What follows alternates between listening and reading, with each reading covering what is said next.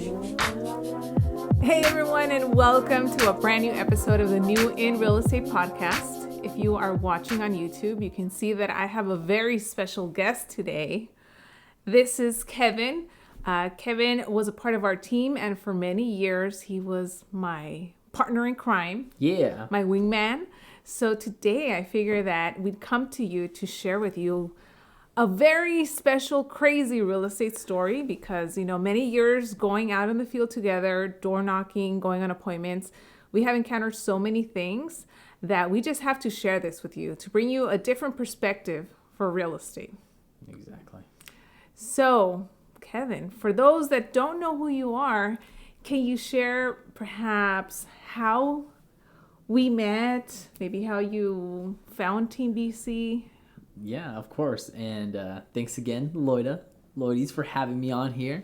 I'm glad to be on, and I'll try to give you the short version, as short as I possibly can. But I, like many other you who might be watching now, was just thinking about getting into real estate. I wasn't really sure I wasn't familiar with the industry, and I didn't know where to look. And that's when I came across Lloyda and Brian. And I started going down that rabbit hole of just finding out more information and them two being one of the influencers I was watching a lot of. I remember meeting Lloyda and Brian for the first time at a San Diego event for realtors. What year was that? I think it was like 2017. Yeah. And I don't know what was the name of it? Do you remember? I don't know. It was like the San Diego Association of Realtors Expo or something like that. Right. It was like a real legit one. And I just remember going up to you and Brian very nervously just approaching you. Because at that time, I didn't know what I was doing. Yeah. And I just came up to you guys just like, hi, are you Lloyda? Wow. I do remember that.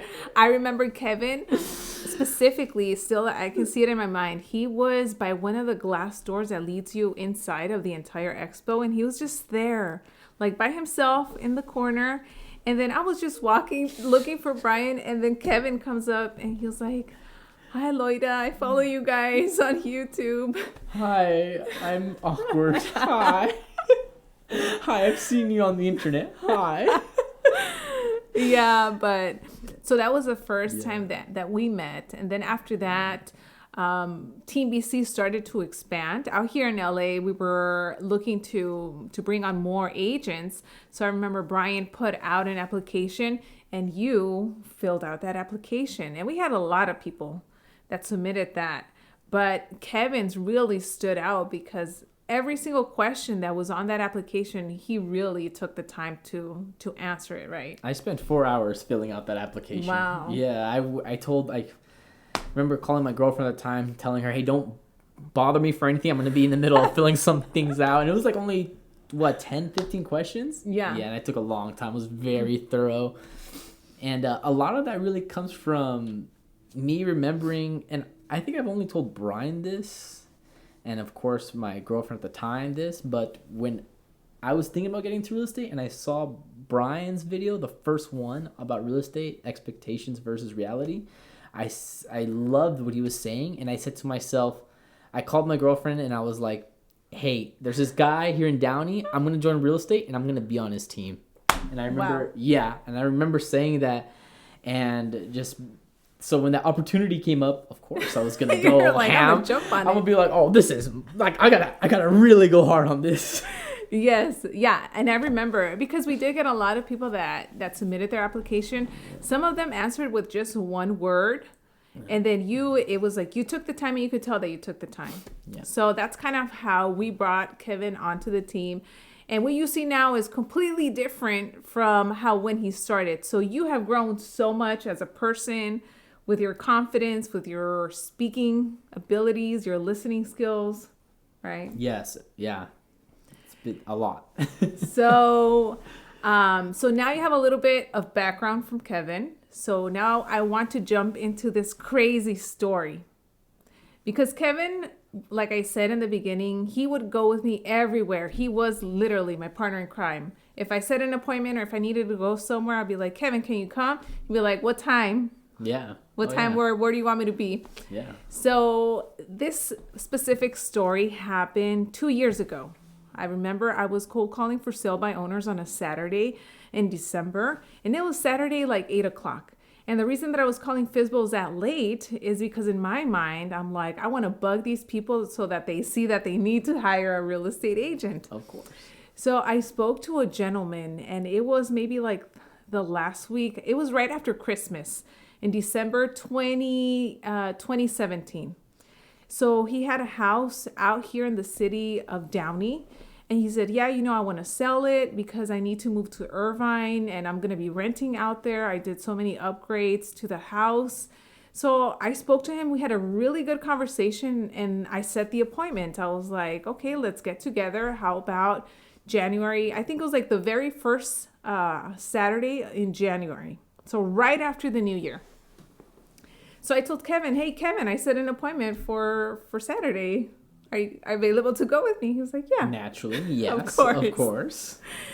So we go to the appointment, the husband, the wife, all of the decision makers, or so we thought, were there. So we get the tour of the house. We know that they're motivated. We had briefly talked about the price. And we did our listing presentation. We had the contracts there. It was myself, Kevin, the husband, the wife, and then the kids that were just kind of like rolling around in the living room. So as we are wrapping... I forget about the kids. I forget the kids were there the whole time, right? Yeah. Now that I remember, imagine those kids maybe are traumatized. I'm just remembering that those kids were there the whole time. And this is going to make a little bit more sense in a little bit, but yeah. Yes. So we're getting towards the end.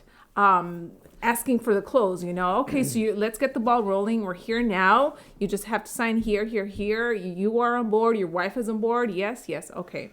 So then the husband, he like picks up the pen. Because I remember he picked up the pen, right? Yeah, but they had pen to paper. And right, even up to this point, we still had to overcome some objections. But up to that point, it was still kind of like your normal sort of objections. Like, all right, we got this. Get around it. Yeah. Kind of thing. And then the husband comes out with, oh, well, you know what? We have our friend, our neighbor. He's the real estate guru. And we really just need his opinion. How would you describe how that went, Kevin? Oh, that was like that is the shift. That was a pinnacle in the whole story where it was a normal listing presentation to now this is not normal. Wait, what? You need to speak to your neighbor about seeing if you should sign off on this or not, or even though they're not on title and they have nothing to do with the house, right? And I think we might have like talked about it a little, like we kind of told them like try to go around it, one or two times, and then after a while we're like, you know what, whatever, if we can handle you guys, we can handle anybody, bring them on over. So we basically said, where is he? Down the street? Tell him to come over. And at this point, he's already has him on the phone, right? Yeah, he has him on the phone. And pretty much this real estate guru was saying, oh, they're charging you too much. And I know somebody else that will do it for less and they'll do it faster and all this other stuff. So this was all over the phone. So of course, if we're going to handle any objections from someone else that's not even a decision maker, now apparently they are a decision maker. So we'd rather handle those objections in person. That's why we told the guy, okay, if you're here, just come on over and we can talk in person. Now, even prior to that, we were handling like every single objection that these people were throwing at us. And at one point, I remember I even called Brian to get in on the call because I was like, am I running out of things to say, or like, how do we even go about this? So I remember Brian talked to the seller. Then at that point, it's like, okay, yeah, we're on board. But no, they weren't on board. And when Brian was talking to them, prior to that, I had already, because he came over already, right, at this point? And, or did we call Brian? Brian was before. Before he came over. Before the real estate guru. Oh, that's right. Oh, my goodness. Yes. That's right. So then the real estate guru comes over because he was talking a whole lot of shit. Yeah. So he comes over and I thought, okay, well, he's here. Now he has to hear what we have to say and we'll be able to, handle his objections and he's going to see the value that we bring and why we're here. So he comes in very like aggravated, pissed. average Joe Schmo. Yeah. Shoulders up, hunched over, has a hooded sweatshirt. Man in his mid, I don't know, what would you say, mid 50s, mid 40s, late 40s. Yeah. And yeah, hands. You said hands in his pocket, right? Yeah, hey, it is just yeah, not looking very confident or just not comfortable in general. Yeah. And he said, "Oh, they don't know what they're doing. They're here because they don't have any business going on. I know someone else that can do it for much less." I don't know if he said 4% or. Right, and while he was being very aggro, as I would like to say, very aggressive. Yeah, very. He started off kind of soft, or more like on the, I just commission's too high, just too high. I know somebody who can do it for less. And we're still throwing objections at this guy too, like, hey, listen, I know somebody who can do it for 1% or a flat fee of $1,000, but at the end of the day, is that going to guarantee that they're going to get the results that they need and help them make the move over to here to there, right? And smoothly and with the right professional. But he, no matter what we were saying to this gentleman, he just didn't care. I don't even want to call him a gentleman, whatever. And everything was going through one ear, through the other. Out the other. And then at that point, that's when he started making some more like rude comments, right? Saying things like, oh, they're only here because they don't have any business, right? And I think that was the last thing he said before, because at this point it was almost turning into like a bicker. It had escalated. He's already out there. And at this point, when he said that line of just like, oh, they're only here because they don't have any business. And then I remember Lorda just got her brand new Porsche. And I'm thinking like, oh, yeah, so, yeah, we're not here because we don't have any business. How about that Porsche outside? I guess that's why we don't have any business, right? And you told him that. I told him this. And then he's like, oh, that's a lease. He did say that. He's like, that's a lease. And then I'm just thinking like, oh, you want the pinks? And then that's when he gets up and he goes, everything just went 0 to 100. Yeah, that was like I've called out like her having a Porsche and then this and that and that's when he goes, I'm like, you want to see the pinks? And he's like, and then he gets up off the couch. Mind you, this is like half the time he was already sitting on the couch, and he gets up real strong, squares his shoulders, and he's like, and he says, "Oh, so you're saying just because I don't have a Porsche, I'm a loser?" Or that's what he said, right? He did say that. Like I'm a loser, or I'm not nothing. Or he got really offended. He took it the complete wrong way. And I'm sorry if I'm blowing up here and ruining people's ears. But then he came up to me, squared off with me, and mind you, this whole time we were having this interaction, I have my elbows propped to the side like this. Do you remember? Counter I was like of this. The kitchen, yeah. I had my blazer on, just kind of looking and talking. You were keeping it professional, like talking to him with like my neck turned to the side, sideways, not even squaring off with him. Yeah. And then that's when he gets up, and then immediately I'm like, this dude did not just square up with me because body language. So you ready for the motion? Yes, you gotta see this. All right. He squares up, and I go, take off my glasses, get up, and I'm like, what are you gonna do? And then straight up, just what are you gonna do? Right, in a more of a serious tone. And then he just stayed quiet, didn't say anything. The guy, the homeowner at this point coming in, oh guys, let's just take it easy, all right? I respect both. Oh, by the way, during this whole little debacle of the freaking people of us going back and forth, the husband's just there standing like can I say ass? Yeah, just standing there like an ass, just going, good point, Loida. Oh, but you have a good point too. Yeah. Oh, but Loida, this makes sense. Like just that was him the entire time, the seller. Right. So I get it. Square off, glasses on the ground already. Tell him, what are you going to do? Seller comes in. Whoa, guys, take it easy. I tell him, hey, I got gloves in the car. Let's go. Because you did have gloves in the car. Yeah, I did have gloves because we do boxing. We train. And I'm thinking, all right, if we're going to do this, we're going to do this the right way. And I don't want to hurt you, and I don't want to go to jail. And he says, I said, we have gloves in the car. And this guy says, you have a gun in the car? You got a gun? And he starts reaching for his phone. Yes. or to call the cops. Like, I'm gonna call the cops. But at that point, we didn't know what was in his pocket. I just saw him reaching in his pocket for something.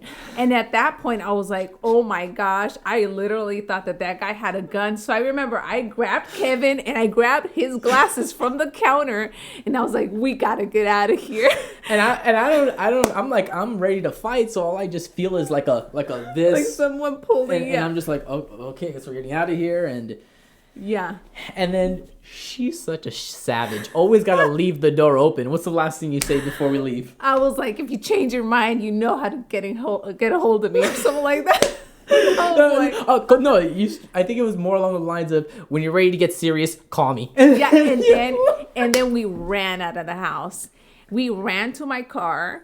And I was like, because at that point, I was like, I don't know if that dude had a gun in his pocket. I mean, he's struggling to get it out of his pocket. I'm cursing up a storm. I'm just like, forget this dude. So we're walking out. We get into my car. And I end up reversing out of that street so that I don't have to drive in front of that house. Because I'm like, if that guy has a gun, I have no idea what's going to happen next. And yeah, that was like the craziest story, the craziest thing that we have ever encountered, that I have ever encountered in person, where I felt like my life was in danger. Yeah, and then that's why it's kind of funny when you think about the kids were there the whole time. They were little toddlers just like playing the whole time, and then we're just over here like. Yeah, it was literally like an argument going back and forth, and in hindsight, when I think about it, that's really, it was an argument. So like moving forward again, it's just. Once you see things like that coming, and you already know that someone's stuck in their ways, even if it's a special scenario where you're like, it's not even the sellers you're talking to anymore, right? And that was very special. You have this guy coming out that's a neighbor, and now we're trying to convince the neighbor who's his name's not even on the title. Yeah. So now thinking back, it's I think to myself, and for everyone that's listening. It's that you'll know when you're in situations like that where you just need to walk away because it's not worth it. It's not worth it for your sanity, for your health, for your well-being. Because let's say even if we did proceed and that the owner did sign, imagine how many times this random real estate guru neighbor would intervene in absolutely everything that these people would sign. And you have to learn to have your mindset be so strong that you're like, okay, you know what? I have standards and I'm not going to lower my standards just because I want a deal or I need money desperately. Correct. Because it's going to hurt you in the end. Correct. Any last words, Kevin? That's exactly it. I mean, I'm over here getting out of my mind because I'm so furious now again, just thinking about No, just kidding. But yeah, just you again, we know what we could have done better now, and again, it was just a very special situation. I remember texting Brian in the middle of that, being like, 911, we need your help. Yeah. And then us calling him after, and him being like, it's a good thing I wasn't there. Whatever, Yeah, we left, and we were both pissed. Kevin was super furious, because, I mean, he really wanted to fight that dude. Yeah, I don't, listen, I'm sure some of you can relate. I don't like bullies. I don't, growing up, I had to deal with a lot of them. And when I see that type of guy come at me that way with that type of mentality and not even willing to listen or to even understand and his whole demeanor was very much a bully mentality. And yeah. So I wasn't going to put up with that. So that's why I was really pissed. Yes. So there you have it. That is our crazy real estate story. We hope that you enjoyed this episode. If you did, and if you're watching on YouTube, make sure you give this video a thumbs up and share it with someone else. Mm-hmm. If you're listening to this, you might want to watch the video because you're missing out on all of the different facial expressions and Kevin's acting. So make sure that you check out the YouTube video. Thanks again for tuning in, and we'll see you on the next episode.